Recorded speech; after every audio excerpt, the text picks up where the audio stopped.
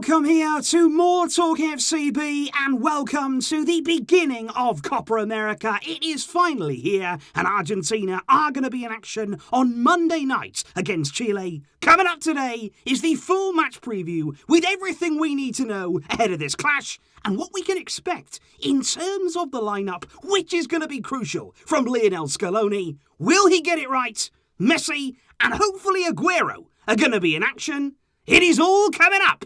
Let's get to it. Because indeed, Argentina will be hosting Chile, of course, the tournament coming live from Brazil from Estadio Nilton Santos, the 60,000-seater Olympic Stadium there in the heart of Rio de Janeiro. And this right here will be the third match of Copa America, the first game that's going to be taking place from Group A, and Brazil, of course, are set to kick off the tournament. That is going to be happening there against Venezuela. And of course, in terms of Barcelona, we do have Messi and Agüero from Argentina. We also have Emerson out there representing us. He's going to be playing, hopefully, getting some minutes for Brazil. And there's also Ronald Araujo when it comes to Uruguay. Which brings us on there to indeed Group A, because as you can see here, Argentina and Chile will be going head-to-head, but there is plenty of quality in this group with Paraguay, Bolivia there, and indeed Uruguay making up this group too. And as we discussed there when we were talking about my Copa America predictions, 4 of the 5 teams will progress to the knockout stages, but it's very important to finish as high up that table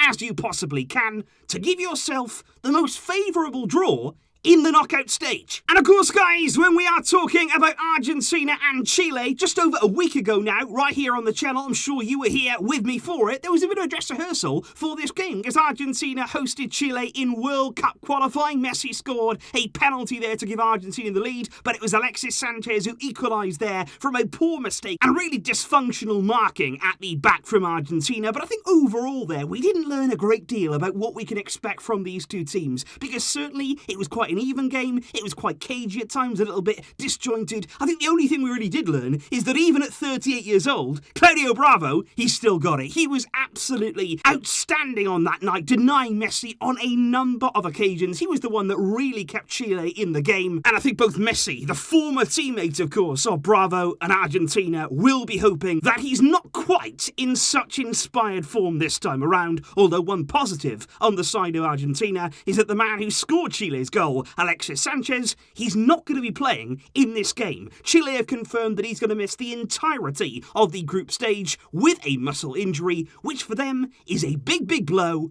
But what lineup and what players can we expect to see on Monday from Argentina? Because coming into Copa America, this is the official squad right here that they are going to take, and these are the players that we are going to see in action. And of course, there's plenty of talk about the players that are there, the quality that Argentina do have, but there's also been plenty of talk about what they didn't bring, what players are not included there in that list. There is going to be no Juan Foyt for Argentina. He was excluded. There is no Lucas Ocampos, no Emi Buendia, and no Paulo Dybala. And I'm going to say there, all of those exclusions, they do surprise me. On one hand, they don't surprise me, because it's Argentina. They never make things easy for themselves in terms of the selection, because I just feel as though, even though, yes, you could say, Foyt made a poor mistake against Colombia, Ocampos was not good in the game against Chile. Dybala, of course, has had his issues with Argentina in terms of operating in the same space as Messi, and Buendia is still lacking experience. You can make all of those cases, but at the same time, what you would say is, just take them. Don't necessarily have to start them, but have them in your squad. Have them there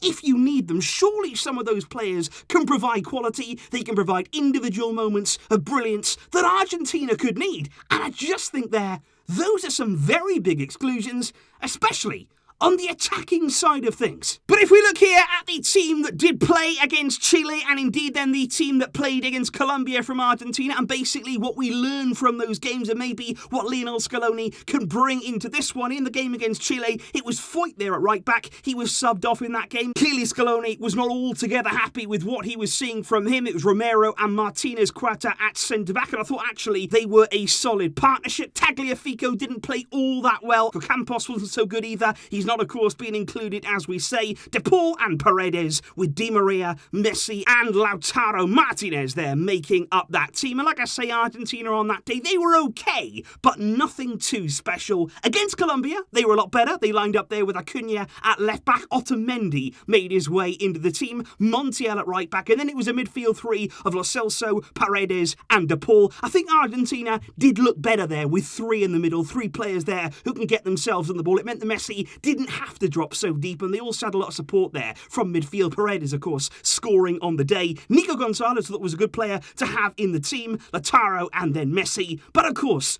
Otamendi, he is a concern. He gave away a penalty against Colombia. He always looks as though he's an accident waiting to happen. He's somebody now who I think is way past his best in terms of his career. And I just don't really understand the insistence by Scaloni to keep playing Otamendi. You are taking an unnecessary risk.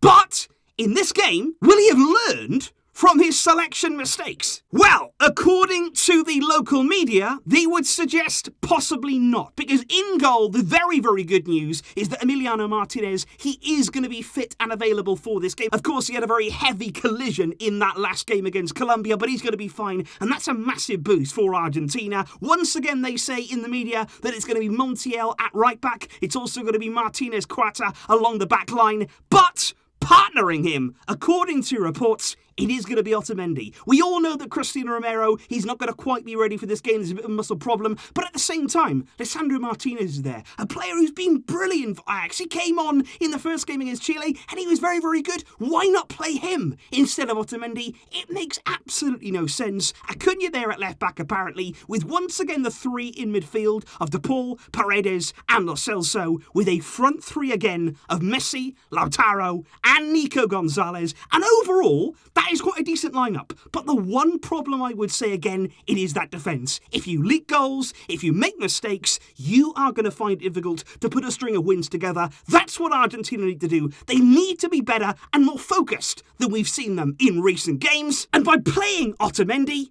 you take a massive risk. And of course, guys, one player who again is rumoured not to be involved from the off is indeed Sergio Aguero. It does look as though he is going to be on the bench once again for Argentina. I think we do want to see more from Lautaro. We want to see him there having a bit more of a presence in front of goal. We want to see him getting in that box and making chances, not only for himself, but also helping others around him too, especially there linking up with Messi. We do need more from him, but I do hope that we see Aguero off the bench. We need to see Aguero coming on here, getting some minutes. I want to see him, of course, since he's now confirmed as that new Barcelona signing, but also in terms of Argentina, he can provide them something. He's still got that burst of acceleration. He's still a player that if he got a chance in front of goal, he is going to put it away, and I really do hope that in tomorrow's game, when it all comes down to it, if Argentina are in the second half there needing a goal, surely they will turn to Kun Aguero. But in terms of your predictions, you're still confident. Even though Argentina have had their problems, they've had their flaws, you guys still believe that yes, they are going to win. It is not going to be comfortable. The majority there, nearly half of you, going for a win by just a single goal on the night. And I think in terms of the first game of the competition, I think Argentina would take that. Let's get 3 points on the board. Let's move forward here, get a win under your belt, and go from there.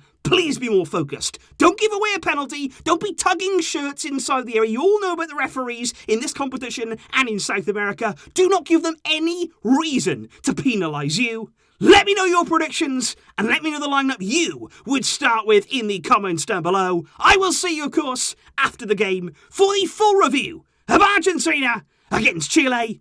Thank you, though, for your support. I will see you then. But until next time, it's Copa America.